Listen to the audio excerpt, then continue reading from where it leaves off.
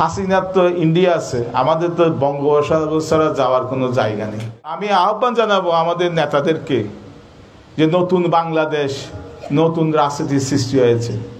এখন সেই পুরানো দাসের রাজনীতি, আপনারা যদি মানুষকে অত্যাচার আধিপত্য করেন, মানুষের পাশে না দাঁড়ান, আধিপত্য করেন, যে সৎ না থাকেন, চাঁদাবাজি করেন।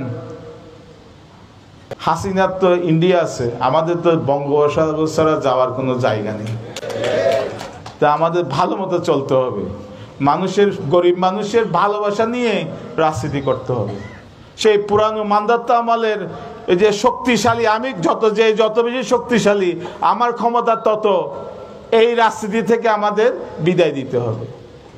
আমাদের মানুষের ভালোবাসা নিয়ে রাজনীতি করতে হবে। ভালোবাসার শক্তি কিন্তু ক্ষমতার শক্তির থেকে ভালোবাসার শক্তি কিন্তু বেশি।